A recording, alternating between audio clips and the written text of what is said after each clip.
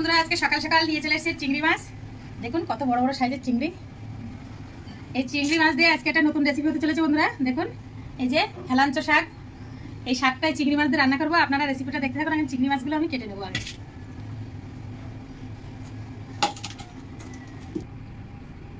এবার দেখুন বন্ধুরা এই যে চিংড়ি মাছগুলো কেটে নেব।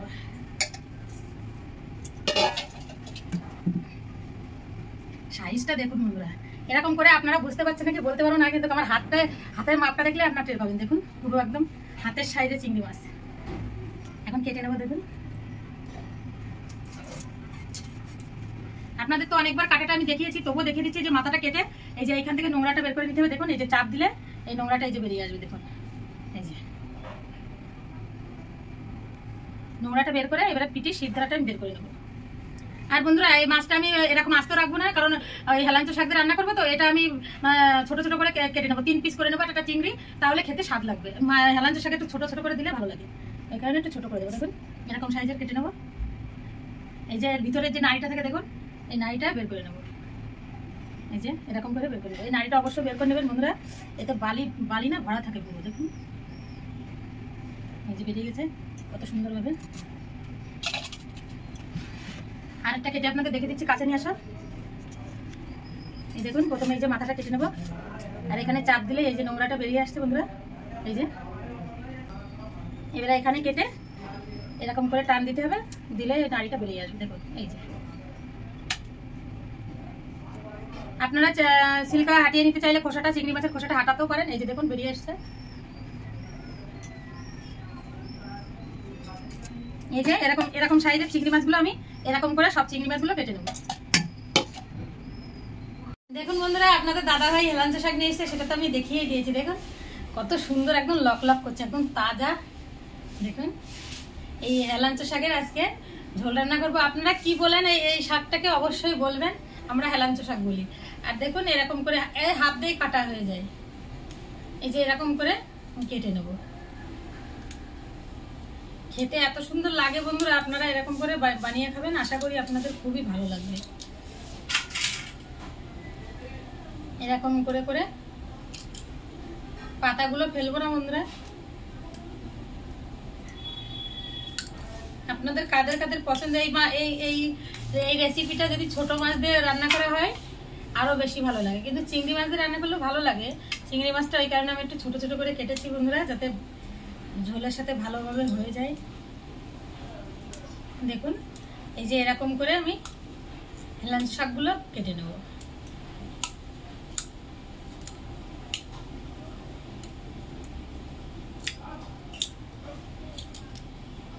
দেখুন বন্ধুরা কেমন করে কেটেছি একবার দেখে নিন। এই যে এরকম সাইজ করে কাটবেন।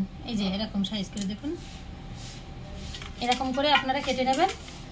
আর এই যে শাকগুলো কাটতে তো একটু বেছে বেছে কাটতে সময় লাগবে, এই কারণে শাকগুলো আমি কেটে নিয়ে রান্নার ওখানে আপনাদের সাথে দেখো।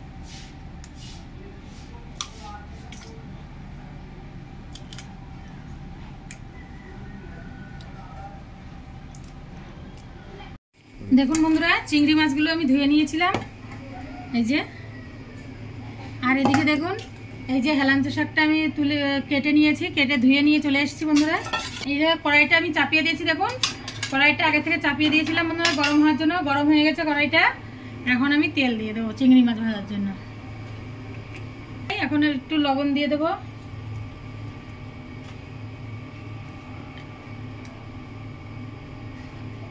একটু হলুদ দিয়ে দেবো, মাখিয়ে নেবো বন্ধুরা। দেখুন লবণ হলুদ দিয়ে মাখিয়ে নিয়েছি। আর এদিকে কড়াইতে তেলটা গরম হয়ে গেছে। দেখুন চিংড়ি মাছগুলো দিয়ে দেবো।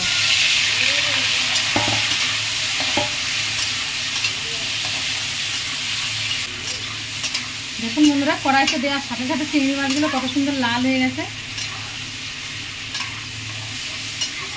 দেখুন বন্ধুরা চিংড়ি মাছগুলো আমি ভেজে নিয়েছি। বেশি কড়া করে বন্ধুরা ভাজবো না, তাহলে চিংড়ি মাছগুলো ভালো লাগবে না খেতে। দেখুন এরকম করে ভেজে নিয়েছি, কত সুন্দর হয়ে গেছে বন্ধুরা। চিংড়ি মাছগুলো ভাজা হয়ে গেছে, এখন এই গাবলাটাই আমি তুলে নেবো। গাবলাটা মেজে নিয়েছি, গাবলাটাই তুলে নেবো।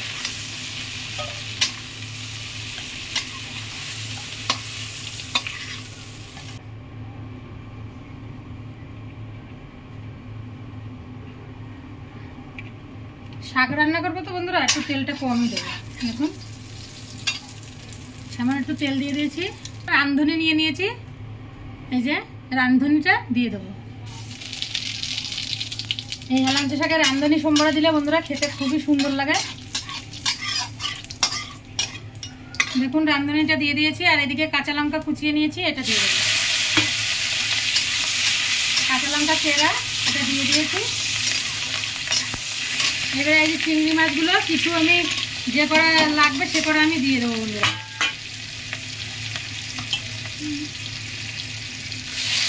দেখুন চিংড়ি মাছগুলো দিয়ে দিয়েছি।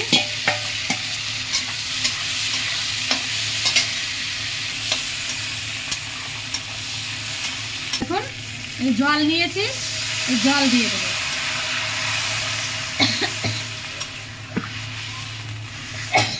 আপনারা যেরকম ঝোল খাবেন বন্ধুরা এরকম দেবেন। এই হেলাঞ্চ শাকটা একটু ঝোল ঝোল, একটু হালকা ঝোলঝোলি হয় রান্নাটা। দেখুন 1 চামচ মতন লবণ দিয়ে দিয়েছি বন্ধুরা, আর এবারে হলুদটা দিয়ে দেবো।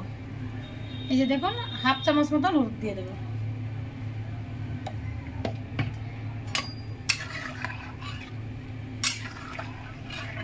এবারে জাল ওঠা পর্যন্ত বন্ধুরা ভালো করে জলটা আমি ফুটিয়ে নেবো ঝোলটা। দেখুন বন্ধুরা ঝোলে জাল উঠে গেছে কত সুন্দর। দেখুন কত সুন্দর জালটা উঠে গেছে। এবারে আমি এই যে হেলাঞ্চ শাকগুলো যেগুলো নিয়েছিলাম দেখুন এগুলো আমি দিয়ে দেব। দেখুন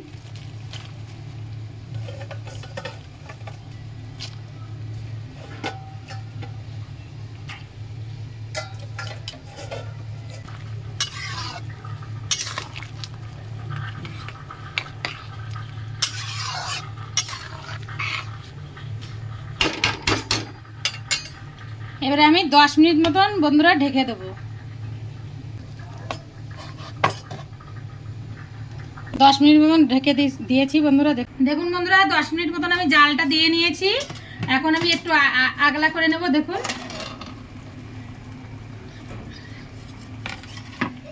দেখুন বন্ধুরা কত সুন্দর আমার তরকারিটা হয়ে গেছে। দেখুন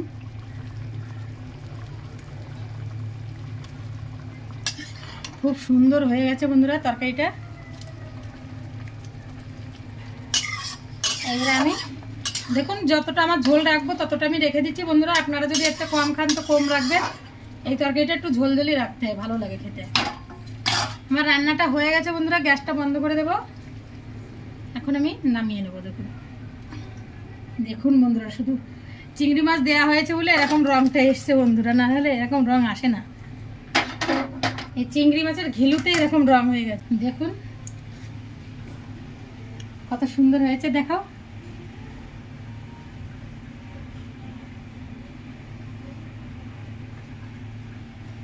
এরকম বন্ধুরা হেলাঞ্চ শাকের তরকারি দিয়ে 1 থালা ভাত নিমেষেই শেষ হয়ে যাবে বন্ধুরা। এত সুন্দর হয়েছে তরকারিটা। চিংড়ি মাছের জন্য লাল লাল লাগছে কালারটা, কিন্তু তরকারিটা খেতে খুব সুস্বাদু হয়েছে। আর যদি ভিডিওটা ভালো লাগে অবশ্যই লাইক কমেন্ট শেয়ার করবেন বন্ধুরা। আর চ্যানেলে যদি নতুন হয়ে থাকেন অবশ্যই সাবস্ক্রাইব করে দেবেন। আর প্লিজ প্লিজ সাপোর্ট করবেন বন্ধুরা। নমস্কার বন্ধুরা, বাই।